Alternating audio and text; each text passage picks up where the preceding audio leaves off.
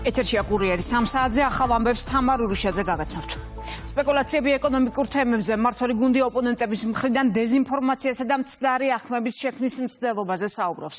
დღეს პრემიერ-მინისტრმა თქვა, რომ ხელისუფლების ოპონენტები საქართველოში ეკონომიკურ კრიზისსაც წინასწარმეტყველებდნენ, რაც მისივე შეფასებით დაკვეთაა და პოლიტიკურ მიზნებს ატარებს. განცხადებები გაკეთდა ოპოზიციურ პოლიტიკურ პარტიებშიც. შეფასებებით მირიან გორგოძეს ჩართვავთ პირდაპირ ეთერში გისმენთ მერიან. პირველ რიგში უნდა აღვნიშნოთ, რომ ამ საკითხზე კომენტარი გააკეთა მთავრობის სხდომის დასრულების შემდეგ ვიცე-პრემიერმა ლევან დავითაშვილმა, რომელმაც განაცხადა, რომელმაც ყურადღება გაამახვილა კონკრეტული ძალების მხრიდან საკუთარი პოლიტიკური ინტერესების გატარების მცდელობაზე. ვიცე-პრემიერის შეფასებით არსებობს მორალური ზღვარი, რომელიც უნდა იყოს დაცული იმ კონკრეტულ საკითხებთან მიმართებაში, რომელიც არ ეხება რომელიმე პოლიტიკურ პარტიას ან კონკრეტულ პოლიტიკოს, არამედ ის თანაბრად ეხება ვიცე-პრემიერის შეფასებით საქართველოში მცხოვრებ ყველა ადამიანს და ყველა ადამიანის კეთილდღეობას. ერთ-ერთი მსგავსი საკითხია ვიცე-პრემიერის განმარტებით ეკონომიკური ზრდის ტემპები და ზოგადად ეკონომიკური მდგომარეობა ჩვენს ქვეყანაში. ამიტომ როგორც ლევან დავითაშვილი აცხადებს, მიუღებელი და დაუშვებელია კონკრეტული პოლიტიკოსებისა და პოლიტიკური ჯგუფების მხრიდან დეზინფორმაციული კამპანიის წარმოების მცდელობა ამ საკითხთან მიმართებაში. როდესაც საუბრობთ ეკონომიკური პროცესების ზიანზე, ვფიქრობ, რომ ეს განსაკუთრებით უპასუხისმგებლოა გარკვეული პოლიტიკოსების მხრიდან. ხშირ შემთხვევაში თან ამას ვისმენთ ხოლმე ისეთი პოლიტიკოსების მხრიდან განცხადებებს უარყოფით, რომლებსაც აქვს პრეტენზია, რომ ისინი წარმოადგენენ ეკონომიკური სფეროს ექსპერტებს და განსაკუთრებული ცოდნა და გამოცდილება ამ მიმართულებით გააჩნია. რეალობა ერთია და განცხადებები და პროგნოზები პოლიტიკოსების, რომელიც საბედნიეროდ ჩვენი მოსახლეობისთვის არ სრულდება, არის განსხვავებული.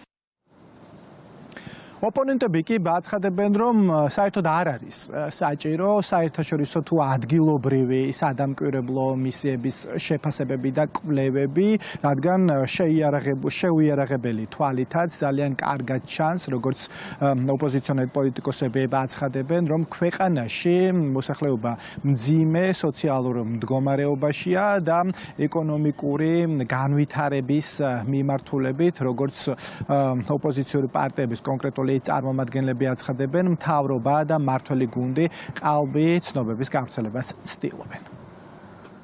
საქართველოს სახელმწიფო ვერ ახერხებს საკუთარი საგარეო ვალის დაფარვას, აქვს მთელი რიგი ფინანსური და ეკონომიკური ტიპის პრობლემები და რა თქმა უნდა ეს ყველაფერი აზიარებს ჩვენს მოქალაქეებს. თუ შევხედავთ ბოლო სტატისტიკას, რა მასშტაბის არის გაჭირვება, რა მდგომარეობაშია რიგითი ქართველი ადამიანი, თუ შევხედავთ ელემენტარულ სტატისტიკას, ამ ქვეყნის მოსახლეობის ყოველდღიური ცხოვრების ეკონომიკურ და სოციალურ ასპექტს. დავინახავთ, რომ ეს ქვეყანა არის ძალიან მძიმე მდგომარეობაში, და მას არ გააჩნია იმის ფუფუნება, რომ არ იღებდეს ინვესტიციებს, არ იღებდეს სტრატეგიულ პარტნიორობებს, კარგავდეს იმ დაფინანსებას, რაც მას აწევის განმავლობაში გააჩნდა და კარგავდეს შანსებს და შესაძლებლობებს. საბოლოო ჯამში თითოეული მოქალაქე, როდესაც პროდუქტის საყიდლად შედის და არ ყოფნის ფული, რომ სრულფასოვნად ყვებოს საკუთარი ოჯახი, და როდესაც ბავშვთა სიღარიბე კიდევ უფრო გაზრდილია, ვიდრე ეს იყო შარშან, ეს არის ის რეალური ციფრები და არა ის პროპაგანდა, რომელსაც ჩვენ ყოველდღიურად ვხედავთ, მით უფრო მაშინ, როდესაც თითოეული მოქალაქე ბევრად მძიმე ცხოვრობს დღეს, ვიდრე ეს იყო თუნდაც გასულ წელს. და ოპოზიციის მხრიდან გაკეთებული ეს განცხადებები ცხრუ მოლოდინის შექმნისა და საზოგადოებაში პანიკის დათესვის მცდელობად მიაჩნიათ მმართველი გუნდის წევრებს, რომლებიც აცხადებენ, რომ მსგავსი განცხადებების მიუხედავად საზოგადოება ძალიან კარგად ხედავს და ამჩნევს ქვეყნის განვითარებას ეკონომიკური მიმართულებით, რაც როგორც მმართველი გუნდის წარმომადგენლები ჩვენთან საუბარში განმარტავენ, დამსახურება სწორედ მთავრობის გონივრული ეკონომიკური პოლიტიკისა და სწორედ ეს ტენდენცია და ეს გზა შენარჩუნდება, როგორც მმართველი გუნდის და ასევე აღმასრულებელი თუ საკანონმდებლო ხელისუფლების წარმომადგენლები ჩვენთან საუბარში აცხადებენ, საქართველოს ქართული ოცნების ხელისუფლება გააგრძელებს მშვიდობიან პოლიტიკას, რაც ქვეყანაში ეკონომიკური განვითარების წინაპირობაა. ეს ყველაფერი ჩვეულებრივი პოლიტიკური სპეკულაციები იყო, მიზანმიმართული მცდელობა იმისა, რომ ხალხი დაეზაფრათ, საზოგადოების შეცდომაში შეყვანის მცდელობა იყო, რომ თითქოს ეკონომიკა გაუარესდებოდა, უკან წავიდოდა, მინუსსაც კი ვარაუდობდა ზოგიერთი ეგრეთ წოდებული ექსპერტი, თუმცა რეალობა სხვა არის და ეკონომიკური ზრდა, რომელიც დღეს ქვეყანას აქვს, რა თქმა უნდა, ეს გამოწვეულია იმ პოლიტიკით, რომელსაც ატარებს ქართული ოცნება დემოკრატიული საქართველო. ყველაზე მთავარი და მნიშვნელოვანი, რა თქმა უნდა, ეს არის მშვიდობა, მშვიდობის შენარჩუნება და ცხადია, მოხდება ქვეყნის ეკონომიკური განვითარება და წინსვლა. მშვიდობას არ აქვს დღეს ალტერნატივა. დღეს მთავრობის სხდომა გაიმართა, სადაც პრემიერ-მინისტრმა ირაკლი კობახიძემ ოპონენტები გააკრიტიკა და განაცხადა, რომ ქვეყანაში ეკონომიკური განვითარების მიმართულებით სტაბილური და სახარბიელო ვითარებაა, თუმცა ქვეყნის პრემიერის განმარტებით ოპონენტები ცდილობენ ამ მიმართულებით ცრუ კამპანია აწარმოონ. მადლობა მირიან გორგოძე საუბრობდა კურიერის პირდაპირ ეთერში. პრემიერ-მინისტრის განცხადებით კონკრეტული პირები შეგნებულად ცდილობენ უარყოფითი მოლოდინების შექმნას, თუმცა მათი პროგნოზები და გეგმები არ სრულდება. ირაკლი კობახიძემ მთავრობის სხდომაზე ისაუბრა საქსტატის მონაცემებზე და გაზრდილ ეკონომიკურ მაჩვენებლებზე. მისი განცხადებით მარტში ეკონომიკურმა ზრდამ 9% შეადგინა და პირველ კვარტალში საგადასახადო შემოსავლების გეგმა 120 მილიონი ლარის გადაჭარბებით შესრულდა. ტურიზმის სფეროშიც გვაქვს კარგი მონაცემები. პოლიტიკური ოპონენტები წინასწარმეტყველებდნენ საქართველოში ეკონომიკურ კრიზისს და ცდილობდნენ ასეთი აღქმაც შეექმნათ საზოგადოებაში, აღქმა იმისა, რომ ქვეყანა ეკონომიკური კრიზისისკენ წავიდოდა. მე მინდა გავიხსენო ერთ-ერთი მათი წარმომადგენლის კომენტარი, რომელიც აცხადებდა გადავამოწმოთ 17 იანვარს, წელს 17 იანვარს, რომ სამ თვეში გავიდა უკვე 3 თვე მას შემდეგ ლარის კურსი დოლართან მიმართებით იქნებოდა დაახლოებით 3.1-ის მიდამოებში, გავიდა ეს 3 თვე, ცოტა მეტიც და 2.75-ის ფარგლებშია ლარის კურსი, მადლობა ღმერთს. ეკონომიკის 2%-იანი კლება წლის შრომში უკვე იყო ნაწარმეტყველები ამ კონკრეტული ყოფილი პოლიტიკოსის და უკვე ექსპერტის მხრიდან. და როგორც უკვე თქვა, პირველ კვარტალში გვაქვს ჩვენ 9.3% ეკონომიკური ზრდა. ინფლაცია 6% და მეტი, ასეთი იყო პროგნოზი და ინფლაციაც არის დასაშვები ოპტიმალური ზღვის ფარგლებში. ასევე საუბარი იყო იმაზე, რომ ვერ შესრულდებოდა საგადასახადო შემოსავლების გეგმა და როგორც ხედავთ, ეს გეგმა პირველ კვარტალში 120 მილიონი ლარზე მეტის გადაჭარბებით შესრულდა.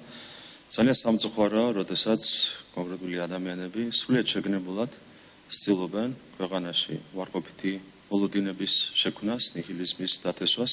ამას აქვს, რა თქმა უნდა, კონკრეტული პოლიტიკური მიზეზები. ეს არის დაკვეთა, რომელსაც კონკრეტული ადამიანები, ჩვენი პოლიტიკური ოპონენტები ასრულებენ საბედნიეროდ. მათი არც პროგნოზები სრულდება და მათი არც გეგმები ხორციელდება. მინდა აღვნიშნო, რომ ეკონომიკურ გუნდთან ერთად ამ ყველაფერში განსაკუთრებული წვლილი მიუძღვის ჩვენს უსაფრთხოებაზე პასუხისმგებელ უწყებებს სტაბილურობის გარეშე, მშვიდობის უსაფრთხოების სტაბილურობის გარეშე, რა თქმა უნდა, ვერ იქნება ვერავითარი ეკონომიკური წინსვლა. და რა თქმა უნდა, განსაკუთრებული მადლობა ეკუთვნის ამ კუთხით შინაგან საქმეთა სამინისტროს, მადლობა მინდა გადავუხადო პირადად მინისტრს, ბატონ ვახტანგ გომელაურს, თქვენ გახსოვთ რა პროცესები გამოვიარეთ ჩვენ ამ გასული თვეების განმავლობაში, რამდენიმე წლის განმავლობაში და რომ არა უმაღლეს მოწოდების სიმაღლეზე შინაგან საქმეთა სამინისტროს მინისტრის თითოეული პოლიციელის დგომა, რა თქმა უნდა, ჩვენ ვერ შევინარჩუნებდით სტაბილურობას და შესაბამისად არ გვიქნებოდა არც ასეთი ეკონომიკური ზრდის მონაცემები. დაზარალებული მოვაჭრეები ეგრეთ წოდებული ბორჯომის ბაზრობის მიმდებარე ტერიტორიაზე რჩებიან და ობიექტზე შესვლას ელოდებიან. ჯერჯერობით მათ შენობაში არ უშვებენ, მიზეზად უსაფრთხოების ნორმების ახალდება. ადგილზე საგანგებო სიტუაციების სამსახური ამ დრომდე მუშაობს. გამოძიება დაწყებულია 187 მუხლით, რაც ნივთის დაზიანებას და განადგურებას გულისხმობს. შემოსავლების სამსახურის გადაწყვეტილებით დაზარალებულებს განადგურებული სასაქონლო მატერიალური ფასეულობები ჩამოეწერებათ. ნანა გოგოტაძე ჩაგვერთება ახლა ადგილიდან. ნანა, ბოლო ინფორმაციას ველოდებით ჩვენგან. თამარ, ბოლო რამდენიმე საათია პრინციპში შეიძლება ითქვას, რომ ეგრეთ წოდებული ბორჯომის ბაზრობის მიმდებარე ტერიტორიაზე ვითარება არის უცვლელი. მოვაჭრეები კვლავ რჩებიან გარე პერიმეტრზე, თუმცა ცოტა ხნის წინ მათმა ნაწილმა გადაინაცვლა თბილისის მერიასთან და ითხოვენ წარმომადგენელთან შეხვედრას.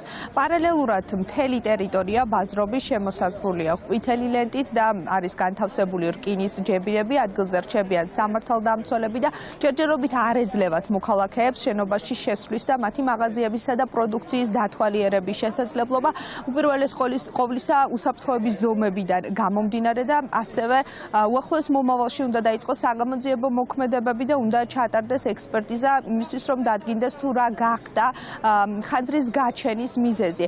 მოვაჭრეები პირველ რიგში ითხოვენ ზარალის დათვლას და ასევე პასუხისმგებელი პირებისგან ამ ზარალის ანაზღაურებას. პასუხისმგებელი პირი კი ამ შემთხვევაში არის კომპანია შპს ბაქანი, რომელმაც 2021 წლიდან ქვეიჯარის ხელშეკრულების საფუძველზე თბილისის ცენტრალისგან აიღო ეს ტერიტორია და სწორედ ის უზრუნველყოფს ბაზრობის ფუნქციონირებას და ის არის პასუხისმგებელი უსაფრთხოების ნორმების დაცვაზე.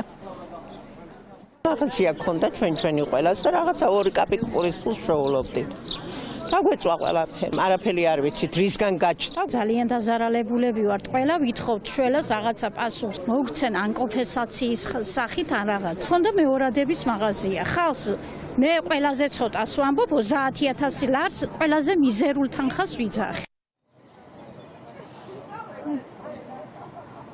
იქიდან გამომდინარე, რომ გუშინ იყო საკმაოდ ძლიერი ხანძარი და ძლიერი დაკვამლიანება ახლომდებარე ტერიტორიიდან, სამედიცინო დაწესებულებიდან, კონკრეტულად კი ჰელსიკორის კლინიკიდან საჭირო გახდა პაციენტების ევაკუაცია. 93 პაციენტი გადაიყვანეს და გადაანაწილეს სხვადასხვა კლინიკაში, თუმცა დღეს ჩვენ ვესაუბრეთ ჰელსიკორის სამედიცინო დირექტორს, რომელმაც განმარტა, რომ ყველა პაციენტი დაბრუნდა, უпростоრად პაციენტების ნაწილი უკვე დაბრუნდა, თუმცა ნაწილი გაწერილია ბინაზე.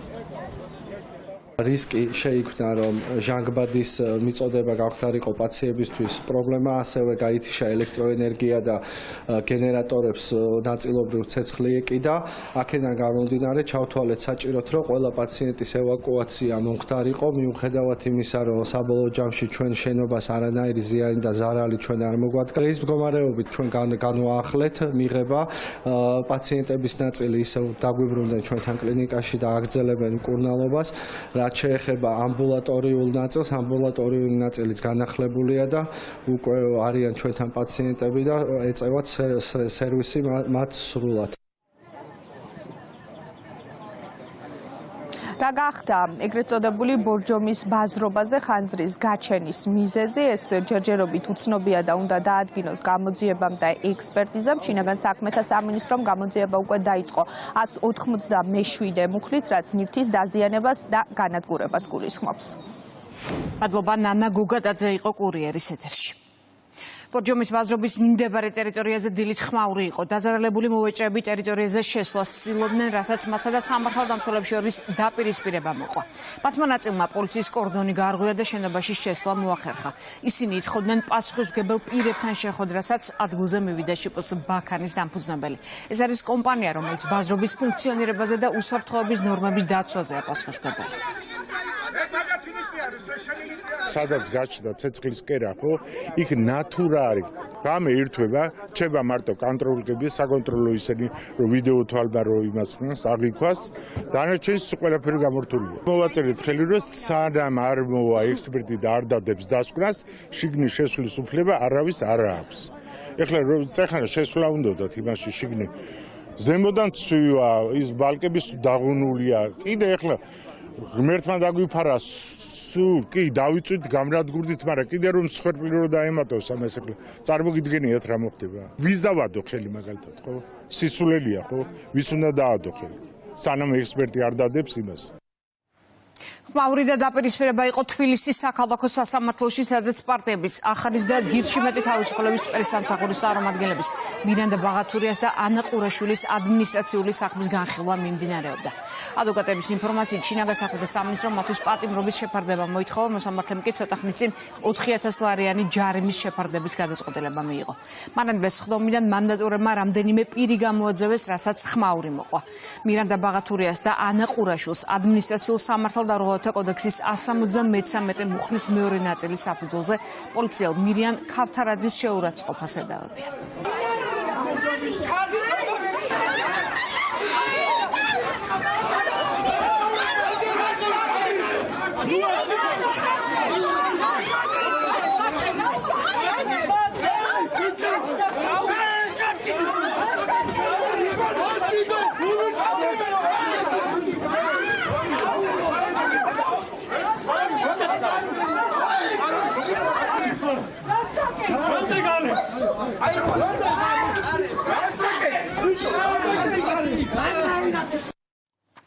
თბილისში პოლიტიკური შეფასებების თემაა პრანკერების ზარი ჰელსინკის კომისიის აპარატის უფროსთან და პოლიტიკურ მრჩეველთან. პოლ მასაროს რუსმა პრანკერებმა დაურეკეს. ისინი მას უკრაინის პრეზიდენტის ადმინისტრაციის ყოფილი ხელმძღვანელის მოადგილის სახელით გაეცნენ და ესაუბრნენ USAID-სა და ნედის დახურვაზე, ასევე საქართველოში განვითარებულ მოვლენებზე. ჯო უილსონის მრჩეველს კითხეს, შესაძლებელია თუ არა საქართველოში მაიდნის მსგავსი სცენარის მოწყობა, რაზეც პოლ მასარო პასუხობს, რომ ეს ჯერ კიდევ შეიძლება მოხდეს და საქართველოს შემთხვევაში ისინი დიდ ძალისხმევას აწარმოებენ. თემაზე კეთება პოლიტიკური შეფასებები. ლელა ჯავახიშვილი გვერდება ახლა განცხადებებით პირდაპირ ეთერში. ლელა, გისმენთ. სახელმწიფო გუნდში აცხადებენ, რომ ჯო უილსონის მრჩევლის მხრიდან საუბარი საქართველოში პროტესტის ხელშეწყობაზე, მაიდნის სცენარზე და მეგობარი აქტის როგორც ძლიერი კანონმდებლობის მიღებაზე მათთვის გასაკვირია არ ყოფილა.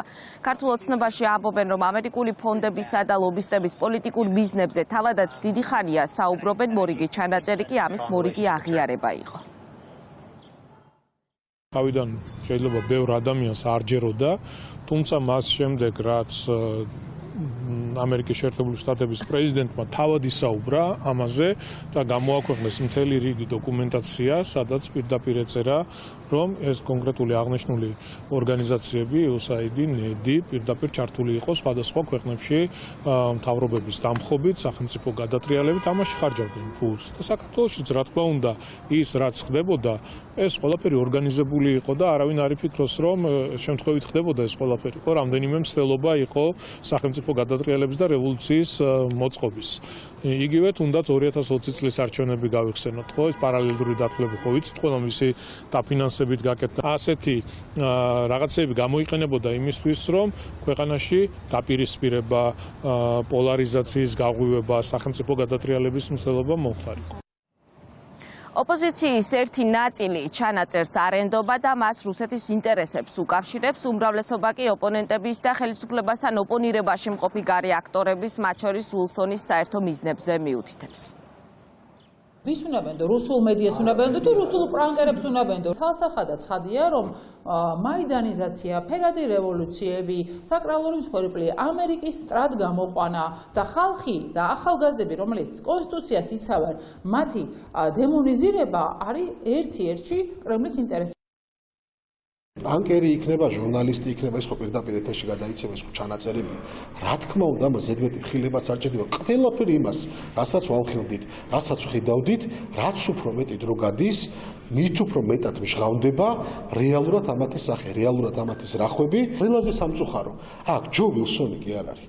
და ვიღაც ჯო უილსონის მრჩეველი და იქ რაღაც კონკრეტული ლობისტური ჯგუფები. ყველაზე გულის ამრევი არის აი ეს ეთნიკურად ქართველები, რომელიც აი ესეთ კონკრეტულ ჯგუფებს ემსახურებიან. და სულ არ აინტერესებთ, აი სულ არ აინტერესებთ ქვაქვაზე რო დარჩენება ჩვენ ქვეყანაში, ოღონდ თვითონ იყვნენ ხელისუფლებაში, თვითონ იყვნენ ვასალურ მდგომარეობაში და შეასრულონ აი იმ აგენტების და იმ ჯგუფების დავალება, რომ ქვეყანა გადააქციონ პროქსი სახელმწიფოდ ნებისმიერი მიმართულებით.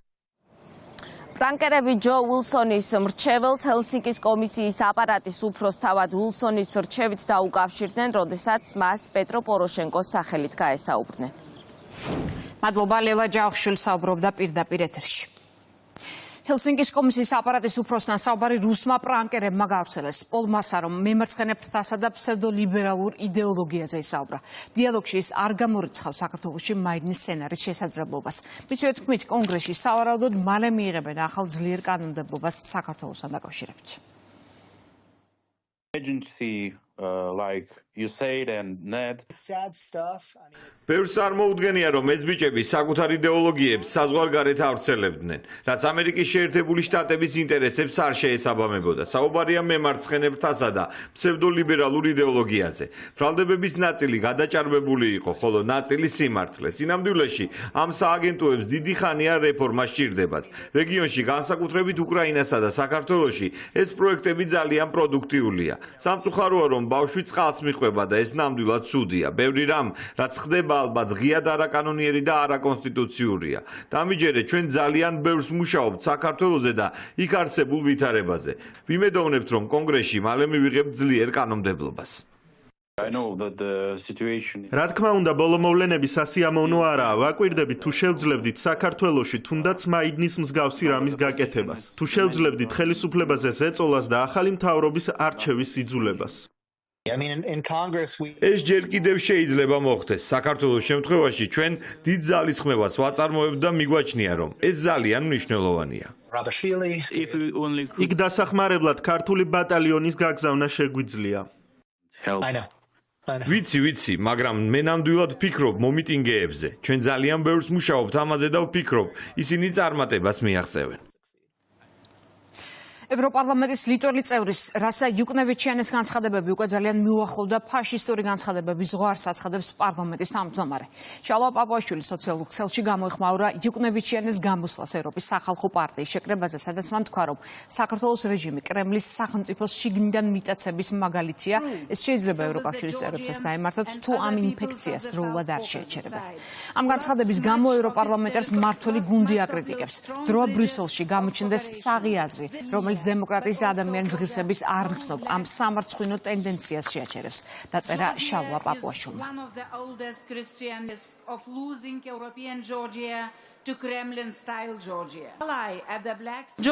საქართველოს ამჟამინდელი რეჟიმი კრემლის მიერ სახელმწიფოს შიგნიდან წარმატებულად მიტაცების მაგალითია. ეს შეიძლება ასევე ევროკავშირის წევრ სახელმწიფოებს დაემართოთ, თუ ამ ინფექციას დროულად არ შევაჩერებთ.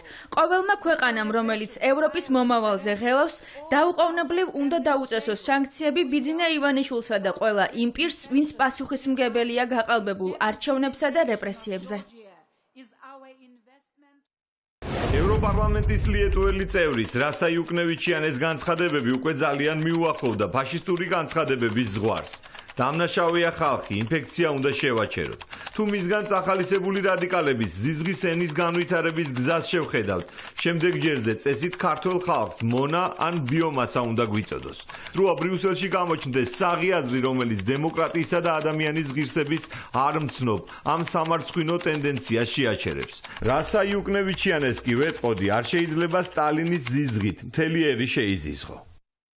ეს კალბატონი, რომელიც ბალტიის პირელი პოლიტიკოსია, პოლიტიკოსად წოდებული ადამიანია, რომელსაც რბილად რომ თქვა არ უყვარს ქართველი ხალხი და მას უყვარს მხოლოდ და მხოლოდ კოლექტიური ნაცმოძრაობა, მხოლოდ მათ წისქვილზე ასხამს ხოლმე წყალს და ეს ადამიანი საბოლოო ჯამში შეიძლება იქამდე მივიდოს, საერთოდ დაგვწყევლოს კიდეს და რა ვიცი ჯვარს ანათემას გადაგვცეს. საბოლოო ჯამში შეიძლება აქამდესაც კი მივიდეს და როდესაც ქართულ ხალხთან დაკავშირებით ეს ადამიანი განცხადებას გააკეთებს, რა თქმა უნდა, მან პირველ რიგში ბოდიში უნდა მოიხადოს იმ განცხადებების გამო, რომელიც არის ფაშისტური, ბოლშევიკური და ამ განცხადებებს უთხრა როგორც ევროპამ, ასევე რა თქმა უნდა, პირველ რიგში საქართველომ უარი და მათ შორის ბალტიისპირეთმაც უთხრა უარი, როდესაც გამოვიდა საბჭოთა კავშირიდან. საქართველოს პრეზიდენტი თურქეთის ელჩი შეხვდა. მხარეებმა განიხილეს სტრატეგიული პარტნიორობისა და თანამშრომლობის გაღრმავების საკითხები. აქცენტი გაკეთდა სამხრეთ კავკასიაში მიმდინარე პროცესებსა და საქართველოსა და თურქეთის როლზე სტაბილურობისა და მშვიდობის ხელშეწყობის საქმეში. საუბარი შეეხო ორი ქვეყნის სატრანზიტო და სატრანსპორტო პოტენციალის სრულად ათვისების და განვითარების აუცილებლობას.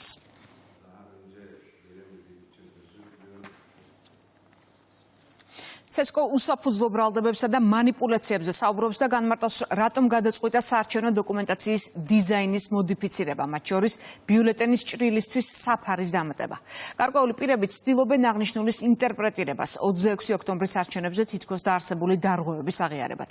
ეს გადაწყვეტილება არ ნიშნავს ფარულობის დარღვევებზე უსაფუძვლო ბრალდებების აღიარებას. განკარგულებით საარჩევნო ადმინისტრაციამ პრევენციული გადაწყვეტილება მიიღო პოლიტიკური დღის წესრიგით ნაკარნახების სპეკულაციების თავიდან გასაცილებლად, ნათქვამია განცხადებაში. ამ თემაზე დღეს ბრიფინგი ლელოში გაიმართა, შეფასება გაკეთდა მმართველ გუნდშიც. თელმა მსოფლიომ დაინახა, რომ 26 ოქტომბერს ბიულეტენის უკანა მხარეს ჩანდა გამონაჟღენთი, რომელსაც ვერ ფარავდა ჩარჩო კონვერტი. ჩვენ ეს გავასაჩივრეთ 73-ვე ოლქში, 2263-ვე უბანზე, იმიტომ რომ ეს ეხებოდა მომრჩეველთა 90%-ს, თუმცა ცესკომ მაშინ ეს არ მიიღო მხედველობაში, ისევე როგორც არ მიიღო მურუსიძის სასამართლომ და ახლა თითქოს ეუთო ოდირის რეკომენდაციების შესასრულებლად იღებენ ამ ცვლილებებს. საარჩევნო ადმინისტრაცია მიიღო მნიშვნელოვანი გადაწყვეტილება, რომლის თანახმადაც განხორციელდა საარჩევნო დოკუმენტაციის დიზაინის მოდიფიცირება.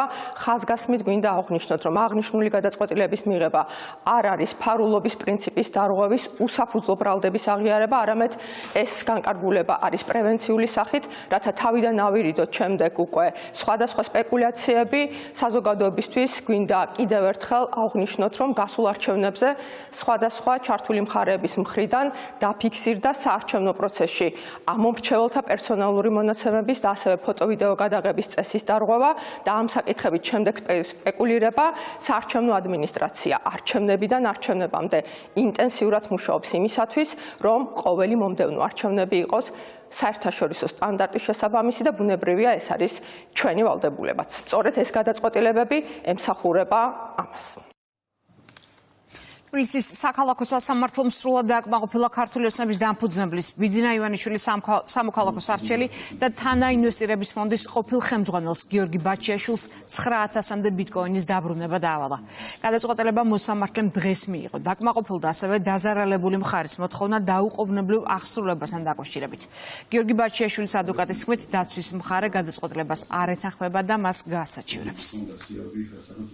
ჩვენ არ ვეთანხმებით სასამართლოს გადაწყვეტილებას, იქიდან გამომდინარე, რომ პირველ რიგში ჩვენი მთავარი არგუმენტი ამ საქმეზე იყო ის, რომ პირველი ინსტანციის სასამართლოს განაჩენი არ არის საბოლოო და არ არის შესული კანონიერ ძალაში. სამოქალაქო სამართლებრივი მიზნებისთვის გულისხმობ, ანუ ზიანის ანაზღაურების მიზნებისთვის და აქედან გამომდინარე, რა თქმა უნდა, სასამართლოს ჩვენი მოსაზრებით, რომელიც გამყარებული იყო საქმეში არსებული ექსპერტის გულისხმობ საერთაშორისო და შიდა ექსპერტ სამართლებრივი დასკვნებით, რომ სასამართლოს არ ქონდა უფლება, რომ აღნიშნული განაჩენის საფუძველზე განეხილა საქმე გამარტივებული წესით. მიღებული გადაწყვეტილებით სასამართლომ დააკმაყოფილა სრულად ჩვენი მოთხოვნა და ძირითადი მოთხოვნა ჩვენი მხრიდან იყო ამ ბიტკოინების დაბრუნება, ვინაიდან კანონიერ ძალაში შესული სისხლის სამართლის საქმეზე მიღებული გადაწყვეტილებით დადგენილია, რომ ბატონმა გიორგი ბაჩიაშვილმა მიითვისა ბიძინა ივანიშვილის კუთვნილი 9000-მდე ბიტკოინი და შესაბამისად ეს იყო ძირითადი მოთხოვნა, რაც დააკმაყოფილდა. იმ შემთხვევაში თუ კი მას არ ექნება, არ აღმოაჩნდება ეს ბიტკოინები, იმიტომ რომ ჩვენ ვიცით სისხლის სამართლის საქმიდან, რომ იგი ახდენდა უკანონო შემოსავლის ლეგალიზაციას და სხვადასხვა ფორმას აძლევდა მითვისებულ ბიტკოინებს, მაშინ იგი ვალდებული იქნება, რომ დაზარალებულ მხარეს ამ შემთხვევაში მოსარჩელის სამოქალაქო წესით დაუბრუნოს ამ ბიტკოინების ღირებულება გადაწყვეტილების აღსრულების მომენტისათვის არსებული რაოდენობით. საკალაკო სასამართლოში მსახიობ ანდრო ჭიჭინაძის და მასთან ერთად დაკავებული 10 პირის პროცესი მიმდინარეობს. დაცვის მხარემ შესავალი სიტყვა თქვა. სიტყვის უფლებით ისარგებლეს ბრალდებულებმაც. დღესვე მოხდება აღკვეთის ღონისძიების გადახედვა, რაც ადვოკატების შუამდგომლობაა. მათ გამოძიება ჯგუფურ ძალადობაში მონაწილეობას ედავება. დაკავებულები ბრალს არ აღიარებენ.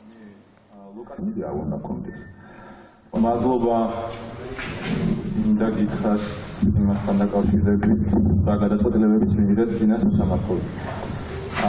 და ასევე პირველად რომ შეგრძნება 5 თვის განმავლობაში როცა ვლაპარაკობთ, რომ მოსამართლე გვისმენდეს. ერთადერთი დღე იყო, როცა მე ლოკაცია შევიცვალე, ეს იყო 29 ნოემბერი, მაშინ როდესაც გავიგე, რომ ჩემი ოჯახის წევრი იყო იდგა უშუალოდ ჭიჭინაძის ქუჩაზე პოლიციასთან ძალიან ახლოს და ავედი რომ გამომეყვანა იქ. ასვლისთანავე დამოფრინდა შუშის ბოთლი, არაჯაშვილის 0.3-იანი 0.5-იანი ბოთლი იყო და მოხდა ფერში. ყველგან ხას უსვავდი, რომ ეს ის პროტესტია, სადაც ჩვენი პროტესტი უნდა გამოვხატოთ მშვიდობიანად. ბრალდებაზე რა უნდა ვთქვა, არ ვიცი, მართლა გაუგებარია, ეს მხრივ მეორე მხრივ სასაცილოა. და მესამეც მხრივ არის დეილ კუპერი რომ მოიყვანო Twin Peaks-დან და ქვეცნობიერის გამოძიება რომ დაიწყოს, მაინც ვერ იპოვის იმას, რასაც გვედავებია. ხუთი თვეა უსმენ პროკურორების რაღაც ეგრეთ წოდებულ ბრალდებებს და ყოველი წინადადების მოსმენისას ორად ორი სიტყვა მიტრიალებს თავში. ცარიელი სიტყვები. მართლაც ფაქტია, რომ ცარიელი სიტყვების გარდა არ არსებობს მიზეზი, რატომაც ჩვენ ვართ ახლა დატყვევებულები. ქუთაისის საქალაქო სასამართლომ წინასწარი პატიმრობა შეუფარდა ჭიათურაში მომხდარი ძალადობის ბრალდებით დაკავებულ 4 პირს. დაკმაყოფილდა ბრალდების ხარის შუამდგომლობა, რომელიც მათ ჩუქრუთის მაღაროს დირექტორზე ფიზიკურ ძალადობას ედავება, რის შედეგადაც თენგო კობერიძემ მძიმე დაზიანება მიიღო. მას ყბების ზვლების მოტეხილობის გამო ოპერაცია დაჭირდა. პროცესს 4-ვე ბრალდებული დაესწრო. პროკურორმა განაცხადა, რომ არსებობს მოწმეებზე ზემოქმედების და მიმალვის საფრთხე. არგუმენტებს არ დაეთანხმა დაცვის მხარე, რომელიც 5,000 ლარიან გირაოს ითხოვდა. შემთხვევით ჭიათურაში პერევის მაღაროსთან 28 აპრილს მოხდა ძალადობის ფაქტზე 4 პირი დააკავეს. პროკურატურამ 4-ვეს ბრალი დაუმძიმა.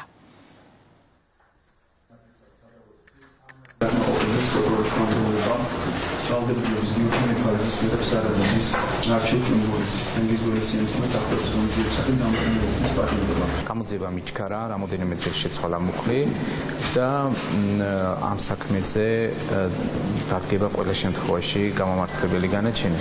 თუმცა ამ ეტაპისათვის ფორმალური საფიცულების არარსებობის მიუხედავად მოსამართლემ გამოიყენა პატიმრობა, რომელიც რა თქმა უნდა იქნება გასაჩივრებული ჩვენს. ბრალი ჩვენს მეწაღენებული იქნება 4 ადამიანზე, აქედან 2 წაეყენა სისხლის კოდექსის 225 მუხლის პირველი და მეორე ნაწილი თვალისწინებით დანაშაულების ჩადენისათვის, რაც გულისხმობს ჯგუფური ძალადობის ორგანიზებას, ხელმძღვანელობას და ჯგუფურ ძალადობაში მონაწილეობას და საშიელი სახით თვალისწინებს 6-9 წლამდე თავისუფლების საფრთხეს. 2 მათგანს წარადგინა ბრალი 225 მუხლის მეორე ნაწილი თვალისწინებულ დანაშაულის ჩადენისათვის, რაც გულისხმობს ჯგუფურ ძალადობაში მონაწილეობას და ითვალისწინებს 4-დან 6 წლამდე თავისუფლების საფრთხეს. იმერეთის პოლიციამ განსაკუთრებით დიდი ოდენობით ნარკოტიკი ამოიღო. დაკავებულებს ბრალი ედებათ წინასწარი შეთანხმებით ჯგუფის მიერ დიდი და განსაკუთრებით დიდი ოდენობით ნარკოტიკული საშუალების არაერთგზის უკანონო შეძენა, შენახვასა და გასაღების მცდელობაში. დანაშაული 20 წლამდე ან უვადო პატიმრობას ითვალისწინებს. შტატებში ქართული ეკონომიკური გუნდის ვიზიტის მნიშვნელობაზე ისაუბრა ღამის კურიერის პირდაპირ ეთერში ეროვნული ბანკის პრეზიდენტმა. დათია თურნავას განმარტებით, ეს იყო კარგი სამუშაო შეხვედრები, მათ შორის საერთაშორისო სავალუტო ფონდის და მსოფლიო ბანკის ხელმძღვანელ პირებთან. ვიზიტი წარმატებულად შეაფასა ფინანსთა მინისტრმაც.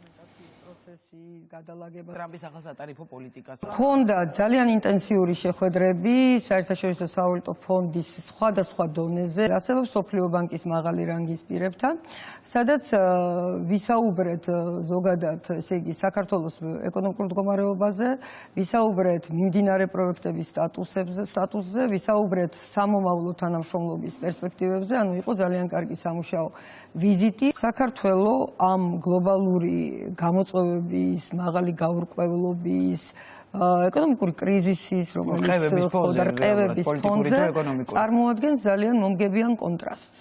ძალიან მომგებიან კონტრასტს და მართლაც თვალსაჩინო მაგალითს, სადაც არის სტაბილურობა, გამორჩეულად მაღალი ეკონომიკური ზრდა საქართველო, რო შეხედოთ თქვენ ასე ვთქვათ შედარების ცხრილებს, მეორე არის ზოგადად სოფლიოში ერთ სულ მოსახლეზე რეალური მთლიანი შტა პროდუქტის ზრდის ტემპით. საერთაშორისო სავალუტო ფონდში, მსოფლიო ბანკში, საერთაშორისო საფინანსო ორგანიზაციაში საკმაოდ მაღალ დონეზე გაიმართა შეხვედრები. საერთაშორისო სავალუტო ფონდის წლიური შეხვედრის ფარგლებში ყველა საერთაშორისო საფინანსო ინსტიტუტის მიერ დაფიქსირდა ძალიან მყარი მხარდაჭერა ყველა იმ მიმდინარე და სამომავლოდ შეთანხმებული პროექტების მიმართ, რომელიც საქართველოს ახორციელებს საფინანსო ინსტიტუტებთან ერთად. ეს მოიცავს ძალიან ბევრ ინფრასტრუქტურულ პროექტს საქართველოში, რომელიც არის მიმდინარე და რომელიც არის დაგეგმილი. ბუნებრივია, ამას აქვს თავისი მხარდაჭერას აქვს თავისი მიზეზი და ეს არის ძირითადად ის ეკონომიკური მდგომარეობა, რომელიც საქართველოში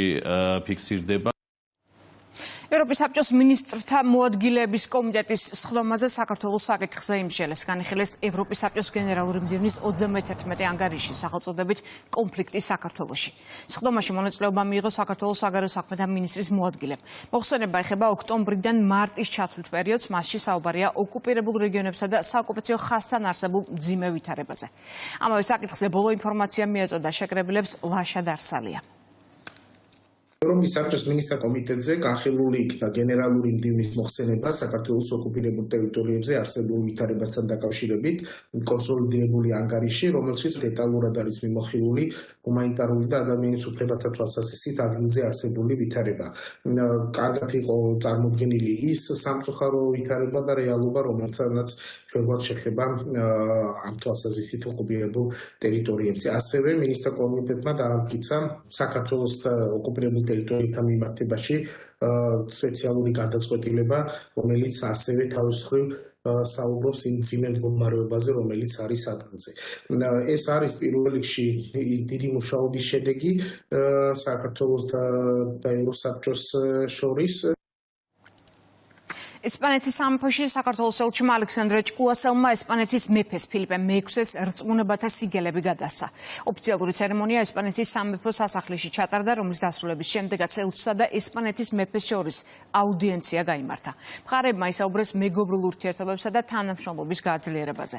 კატმანდუში კი ნეპალის პრეზიდენტს რწმუნებათა სიგელი საქართველოს ელჩმა ვახტანგ ჯაოშვილმა გადასცა. ცერემონიის შემდეგ გამართულ შეხვედრაზე პრეზიდენტმა და დიპლომატმა ურთიერთობების გაღრმავებაზე ისაუბრეს.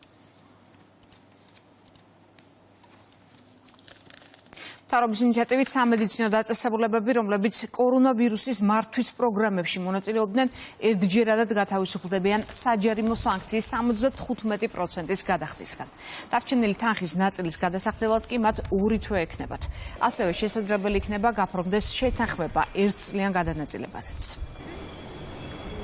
თავრობის მიერ მიღებულია გადაწყვეტილება, რომლის მიხედვითაც სამართლებრივად განხორციელდება ყველა ამ დაწესებულების მიმართ, რომელსაც აქვს გარკვეული ფინანსური ვალდებულებები წარმოშობილი სახელმწიფოს წინაშე, ფინანსური პასუხისმგებლობის სახით შეეთავაზებათ, რომ გარკვეული პერიოდის განმავლობაში, იმ შემთხვევაში, თუ კი დავალიანებული დღეისთვის, დღევანდელი მდგომარეობით დავალიანებული თანხის 25%-ს ისინი აანაზღაურებენ ბიუჯეტის სასარგებლოდ, ამ შემთხვევაში დანარჩენი პასუხისმგებლობისგან ისინი პირდაპირ განთავისუფლდებიან. ჯამური ვალდებულებების ოდენობა გახლავთ დაახლოებით 26 მილიონი ლარი. ჩვენთვის მთავარი ამოცანა, რომელსაც ვისახავთ ამ ინიციატივის განხორციელების შედეგად, ეს არის მეტი შესაძლებლობის მიცემა, მინიჭება სამედიცინო დაწესებულებებისთვის, რათა მათ შორის ეს ფინანსები წარმართონ და მოახმარონ სწორედ იმას, რასაც ქვია პაციენტის საუკეთესო ინტერესის დაკმაყოფილება, ექიმებისთვის უკეთესი პირობების შექმნა.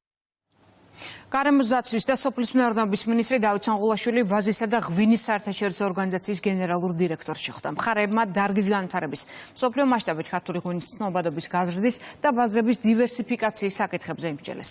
ორგანიზაციაში 51 ქვეყანაა გაწევრიანებული.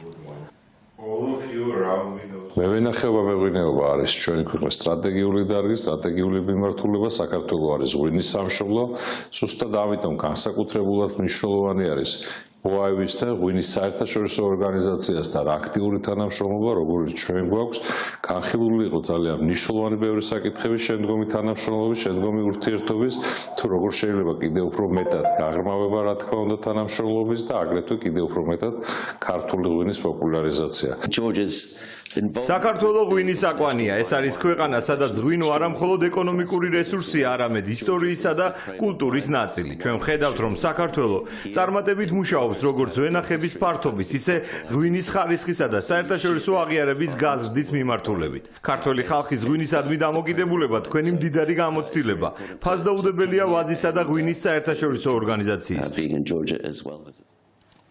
ვაკის რაიონში ყიფშიძის ქუჩაზე შარტავა სახელობის სკვერის რეაბილიტაცია დაიწყო. სამუშაოები დედაქალაქის მერმა დაათვალიერა. მოეწყობა საფეხმავლო ბილიკი, გარეგანათების სისტემა, საბავშვო და სპორტული მოედნები, განთავსდება საპარკო ავეჯი, ასევე განახლდება არსებული მოედანი.